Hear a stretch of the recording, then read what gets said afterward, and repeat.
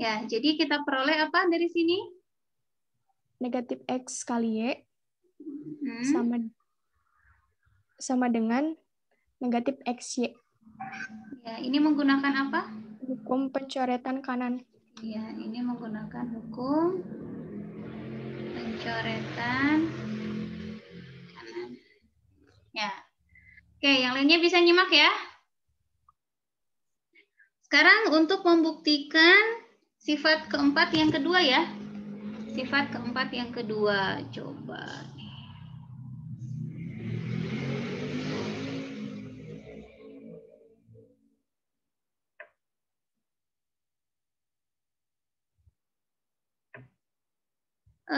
Coba saya minta Ridwan Taufik. Mana Ridwan Taufik? Ridwan Taufik, yuk Hadir, jelaskan. Bu. Ya, Tapi so. maaf, Bu, off cam soalnya hujan. Oh iya, nggak apa-apa. Silakan. Bentar, Bu. Apa sih yang mau dibuktikan? Yang keempat ini, keempat bagian 2 ini. Langsung ke bukti, Bu. Langsung terbukti. Iya, Langsung ke terbukti. bukti maksudnya. Ya, oke. Apa yang mau dibuktikan? Bahwa untuk X kurang dari Y dikali Z sama dengan XZ dikurang YZ. Bukti X dikurang dalam kurung X XZ buktinya dikurang gimana? YZ. X X dikurang Z dalam kurung maksudnya. Tuh. Kurang Z kurang X Y dikurang maksudnya, Z. Bu. Kamu maaf. X kurang Y. X kurang Y kali Z X kurang Y sama dengan dikali Z sama dengan kurung buka X ditambah kurung buka lagi negatif Y kemudian negatif Y, iya benar. Kurung ya, tutup negatif kali. Y kurung tutup 2 kali dikali Z. Terus? Kali Z. Kemudian sama dengan kembali XZ ditambah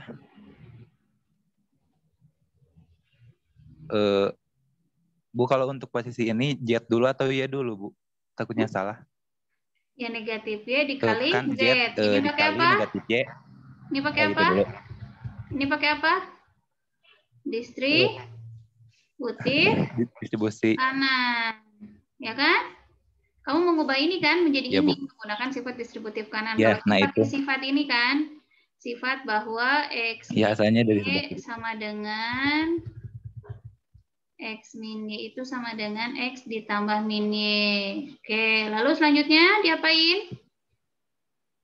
Sama dengan kembali, kemudian XZ. XZ ditambah kurung buka negatif YZ. Ya, dalam kurung kurung buka ya. kembali. Ini menggunakan YZ kurung sifat berapa? sifat 2. Bukan. Iya 2 kalau nggak salah, Bu. Sifat 2. Oke, lalu hasilnya ini? Terus sama dengan XZ dikurangi YZ. Ya, jadi diperoleh ya. Nah, gampang ya ternyata ya. Jadi sebenarnya kalian tadi 5 menit Ya, juga selesai ya. Yang udah sarapan berarti udah sarapannya ya. Nah, sekarang saya akan lanjutkan dulu ke teorema lainnya yang merupakan sifat dari dua teorema lagi ya, yang merupakan sifat dari ring. Nah, kita lihat untuk teorema yang kedua.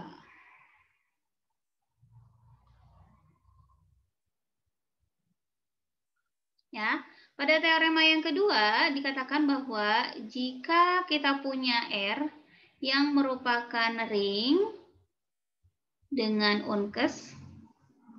Nah, di video kemarin saya sudah jelaskan bahwa di sini ada istilah ring dengan unkes, artinya apa?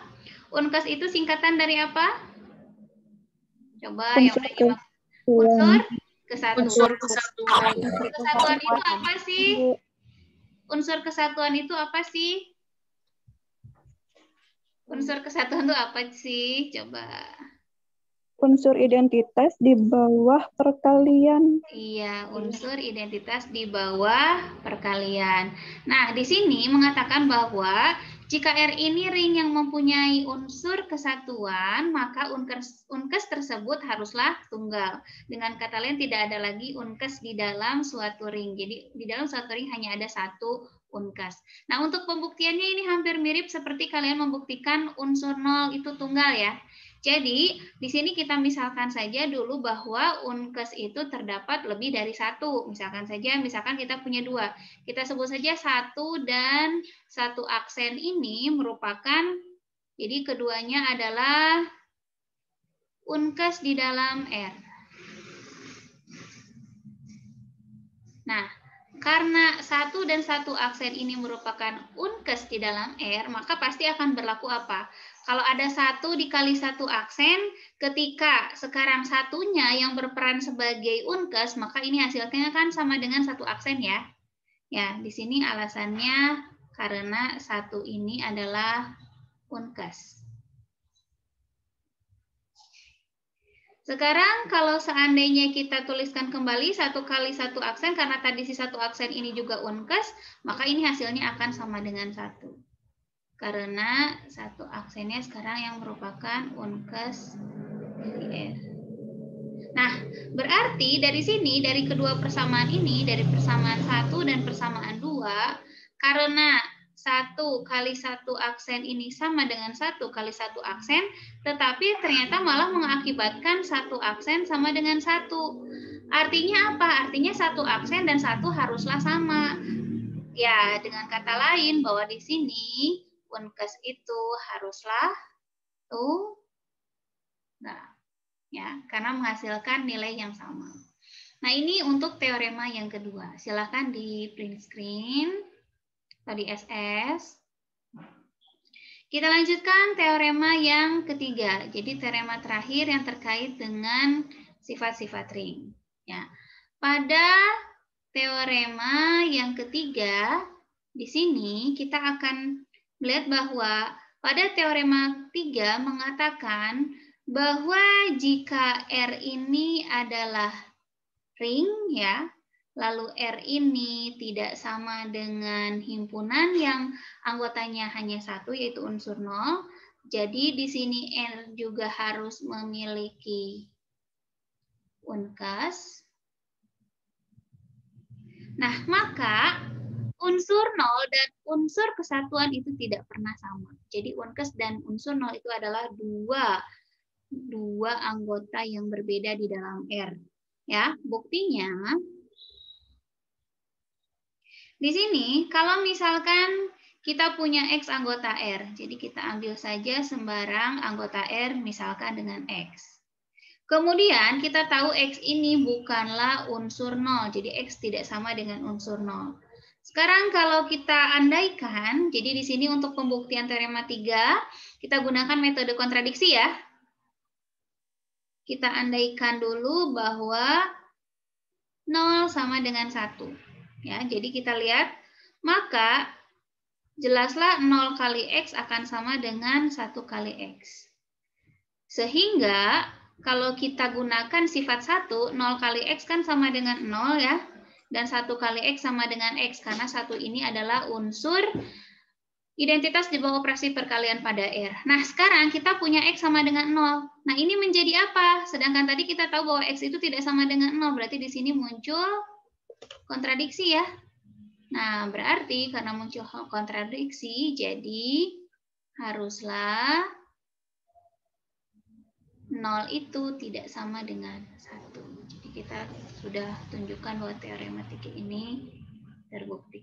Nah, inilah sifat-sifat yang ada pada ring. Jadi sekarang ketika kalian diberikan suatu argumen atau suatu pernyataan yang harus dibuktikan kebenarannya, sekarang modal kalian tidak hanya punya aksioma-aksioma ring, tapi juga punya beberapa sifat-sifat ring yang tercantum pada teorema 1, teorema 2, dan teorema 3.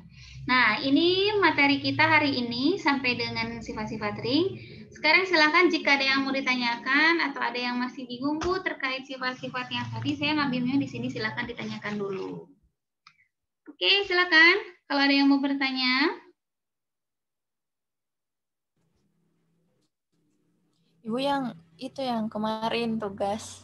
Ya, oke. Berarti yang sifat-sifat ring nggak ada yang mau ditanyakan ya? Nah, sekarang tadi kan ada yang ingin bertanya mengenai tugas. Oke, tugas itu akan ada 2 soal. Yang mana yang mau ditanyakan? Salah satu ya, jangan dua-duanya.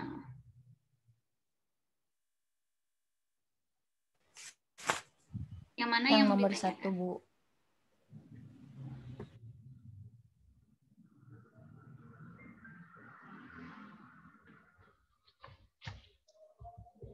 Ya, pembahasan tugas pertama ya, nomor 1.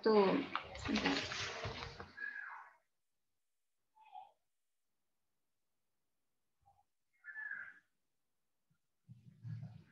Udah kehalangan. Saya mau buka file yang lain tapi ini malah kehalangan. Aduh, susah.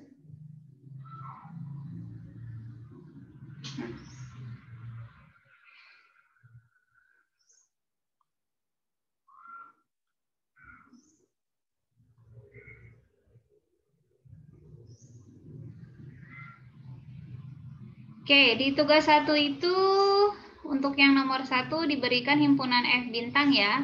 F bintang ini adalah himpunan yang terdiri dari fungsi-fungsi F yang memetakan dari himpunan bilangan real ke himpunan bilangan real. Lalu diberikan operasi penjumlahan dan perkaliannya ini untuk penjumlahannya penjumlahan biasa ya, penjumlahan fungsi biasa. Tapi tapi perkaliannya tidak biasa karena didefinisikan dalam bentuk komposisi. Periksa apakah F bintang ini ring atau bukan. Nah, jawaban kalian itu ring apa enggak sih? Ring apa enggak sih? Ring, Bu. Ring, kenapa ring?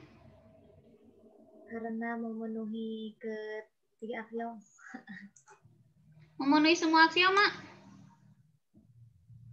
Iya. Iya, Ibu.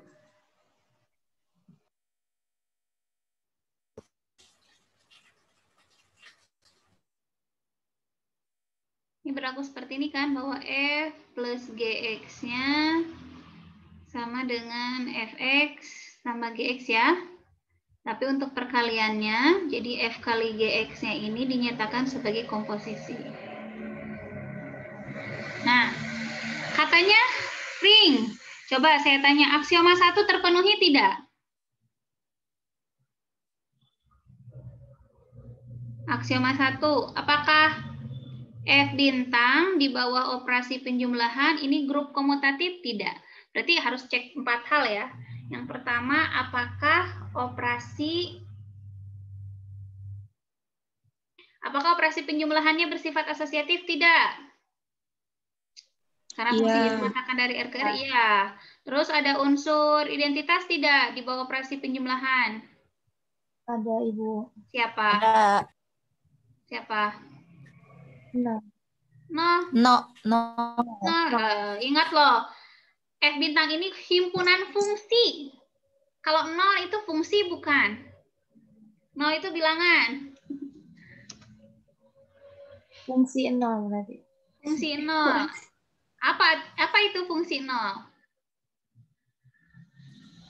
Kita cek kan? Yang pertama tadi katanya operasi penjumlahannya ini bersifat asosiatif. Cara menunjukkannya gimana? Misalkan kita punya 3 fungsi ya, F, G, dan H yang ada di dalam F bintang. Kita tahu bahwa F plus G plus H kalau dipetakan pada X ini kan akan menghasilkan Fx ditambah G plus Hx dan hasilnya sama dengan Fx ditambah Gx ditambah Hx. Nah, sekarang karena Fx, Gx, dan Hx juga ada di dalam himpunan bilangan real, ini bisa kita asosiatifkan kan penjumlahan di sininya ya. Sehingga kita peroleh Fx tambah Gx baru tambah Hx. Nah, ini kan sama dengan F plus G X ditambah HX. Berarti kan sama dengan F plus G plus HX. Nah, berarti di sini kalian punya bahwa F plus G plus H itu sama dengan F plus G-nya kita kelompokkan baru plus H. Oh, jadi di sini terbukti bahwa operasi penjumlahannya ini bersifat asosiatif, gitu kan? Lalu yang kedua itu yang harus ditunjukkan apa? Ada unsur 0, gitu kan?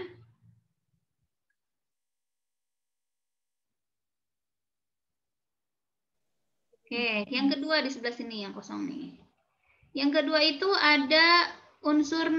Apa unsur 0-nya? Karena F bintang ini adalah himpunan fungsi, maka haruslah berbentuk fungsi. Nah, di sini kita notasikan dalam bentuk F0 anggota F bintang. Ya, di mana F0 ini haruslah sama dengan apa? F0x-nya itu haruslah sama dengan 0. Sehingga kalau kalian punya F anggota R, ya, jadi untuk setiap F anggota R, kalau kita cari nih F tambah F0, ini kan kalau dipetakan pada X menjadi Fx tambah F0x. Karena F0x-nya tadi adalah 0, dan 0 adalah unsur 0 di bawah, unsur 0 pada himpunan bilangan real, maka ini akan sama dengan Fx. Oh, jadi F tambah F0 sama dengan Fx. Lalu kalau kita cari F0 ditambah F, kalau kita petakan pada X, ini kan hasilnya akan sama dengan F0x ditambah Fx. Karena tadi F0-nya adalah 0, 0 ditambah Fx juga ujung-ujungnya sama dengan Fx. Ya. Jadi kesimpulannya kita peroleh F tambah F0 sama dengan F0 tambah F sama dengan F0. Jadilah si F0 ini menjadi unsur 0. Ya, jadi unsur 0-nya di sini bukanlah bilangan 0, melainkan fungsi yang memetakan dari sembarang bilangan real X ke 0. Nah, sekarang lalu yang ketiga. Yang ketiga, kita ingin menunjukkan bahwa setiap anggota di dalam F bintang ini mempunyai inverse aditif. Berarti kan kalau kita punya F, anggota F bintang, di sini pasti akan ada negatif F ya, yang juga anggota F bintang. Sehingga kalian peroleh ketika kita petakan F ditambah negatif F pada X, di mana X-nya adalah anggota bilangan real, ini akan diperoleh menjadi Fx ditambah negatif Fx, itu kan? Dan ini hasilnya kan sama dengan Fx dikurang Fx, hasilnya sama dengan 0, dan 0 ini tadi adalah F0x. Lalu kalau kalian cari negatif F ditambah F, maaf ya, barusan koneksi saya hilang. Ya, kehapus deh. Mana ya tadi screen-nya?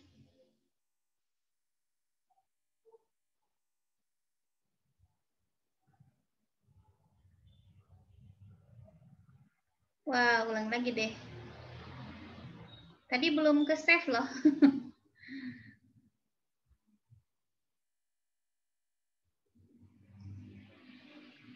Oke, kita cek ya. Jadi tadi kan yang pertama yang ingin kita tunjukkan bahwa F bintang di bawah operasi penjumlahan itu adalah grup komutatif. Dan ternyata yang pertama kita sudah tahu bahwa si operasi penjumlahannya ini bersifat asosiatif ya. Lalu yang kedua tadi kita sudah tahu bahwa di sini ada unsur nolnya ya, yaitu unsur nolnya itu F0 sama dengan F0-nya itu memetakan dari himpunan bilangan real ke 0. Oke, jadi di sini kamu punya F0x-nya sama dengan 0. Ya. Jadi F0 anggota F bintang ini sehingga diperoleh F tambah F0 sama dengan F0 tambah F sama dengan F. Ya, untuk setiap F di dalam F bintang. Lalu tadi yang ketiga, kita tunjukkan bahwa untuk setiap F anggota F bintang, ya, di sini ada negatif F yang merupakan anggota F bintang, sehingga diperoleh F tambah negatif F sama dengan negatif F ditambah F, dan ini hasilnya sama dengan F0. Oke. Lalu yang keempat, kalian bisa tunjukkan bahwa untuk setiap F dan G anggota F bintang, jika kalian cari F plus G dipetakan pada X, ini kan sama dengan Fx ditambah Gx ya. Karena Fx dan Gx ini ada di dalam himpunan bilangan real, maka berlaku sifat asosiatif, sehingga bisa kita tuliskan menjadi Gx ditambah Fx atau sama dengan G ditambah Fx. Berarti di sini kalian peroleh bahwa F plus G sama dengan G plus F. Oh, berarti berlaku sifat komutatif pada operasi penjumlahannya. Jadi di sini bisa kita simpulkan F bintang di bawah operasi penjumlahan, dia merupakan grup komutatif. Nah, sekarang yang kedua, apakah operasi perkaliannya bersifat asosiatif atau tidak? Ya, caranya seperti tadi. Hampir mirip seperti asosiatif di penjumlahan, cuman bedanya sekarang perkaliannya adalah komposisi ya. Jadi misalkan kita punya 3 fungsi di dalam F bintang. Lalu sekarang kita lihat nih, kalau kita kelompokkan dulu F dengan G. Pertama ya, kali ya. Dimana kalinya tadi adalah komposisi. Kita petakan dulu pada X untuk melihat sifat ini berlaku atau tidak. Ini kan menjadi F, O, G, ya. Kan kalau punya F, O, G, X, ini kan menjadi F dari Gx ya. Nah, sekarang kalau kita punya F, O, G, O, Hx, berarti dia menjadi F, O, G dari Hx. Ya, dan ini bisa kita nyatakan sebagai F dari GHX. Dan ini ujung-ujungnya ini akan sama dengan F dari GOHX. Berarti hasilnya ini sama dengan, sini aja ya, sama dengan F O G O H X. Berarti di sini kita sudah bisa simpulkan bahwa berlaku sifat asosiatif pada operasi perkaliannya. Jadi berlaku sifat asosiatif pada operasi perkaliannya. Nah, di sini perkaliannya adalah komposisi. Berarti sekarang tinggal yang ketiga, apakah berlaku sifat distributif atau tidak? Distributif kiri dan kanannya berlaku nggak? Nah, tadi kan sebenarnya ada yang udah nanya tuh, Bu, ternyata kalau dicek nih, yang ketiga, berarti kan untuk yang distributif kiri dulu. Misal kita punya F, G, dan H, dia ada di dalam F bintang nih.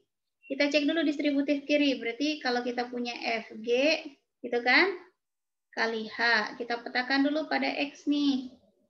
Kalinya adalah komposisi, berarti ini sama dengan F plus G, gitu kan, dari HX.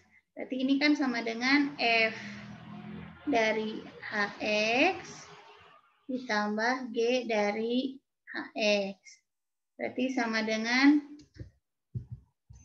FOH X ditambah GOHX, itu kan? Berarti sama dengan FOH ditambah GOH yang dipetakan pada X. Berarti dengan kata lain kita peroleh F plus G OH ini sama dengan FOH ditambah GOH. Lalu selanjutnya untuk yang distributif kanannya, yaitu untuk FO dari G plus H. Gimana nih? Apakah berlaku atau tidak? Berarti petakan dulu pada X ya. Sehingga kita peroleh yang ini menjadi F dari G plus H. X berarti sama dengan F dari GX ditambah HX. Nah, tapi ini tidak sama dengan FGX ditambah FHX kan? Ya, nah maka di sini kita tahu bahwa ternyata sifat distributif. Ya, yang ini berarti sifat distributif kirinya ya, tidak berlaku. Ya, karena ada satu sifat yang tidak terpenuhi, jadi simpulannya apa? Jadi F dengan operasi penjumlahan dan komposisi ini dia bukan ring. Gitu ya. Nah, sampai sini gimana? Cukup paham? Paham, Bu. Paham. Oke. Nah, selanjutnya di sini untuk kelas tugas ya, tugas hari ini. Sebentar, saya tuh sudah siapkan. Untuk tugas hari ini sebenarnya mencari penyelesaian dari persamaan. Tapi ini udah mau habis ya Zoom-nya, tinggal 2 menit lagi. Saya ingin ngasih contoh dulu, tapi kayaknya nggak akan keburu.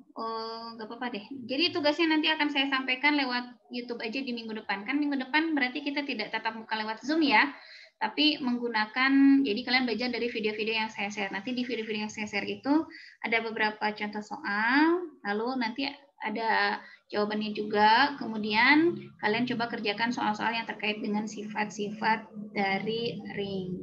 Ya, sebelum ke materi minggu depan, yaitu sebenarnya minggu depan kita akan fokus ke membahas mengenai salah satu ring khusus yang dia itu diketahui dia kok ternyata ringnya ini dia komutatif, lalu ring ini ternyata punya unkes, lalu di dalam ring ini ternyata ada yang tidak memuat unsur membagi nol. Nah, si ring khusus ini kita sebut sebagai daerah integral. Jadi minggu depan kita akan fokus membahas ring khusus yang disebut dengan daerah integral. Oke, jadi materi untuk hari ini saya cukupkan sampai di sini. Jika tidak ada yang ingin ditanyakan, berarti saya tutup dulu ya dengan bacaan alhamdulillah. Dan kita bertemu lagi minggu depan. Assalamualaikum warahmatullahi wabarakatuh. Waalaikumsalam warahmatullahi wabarakatuh. Sampai ketemu lagi ya. Ya.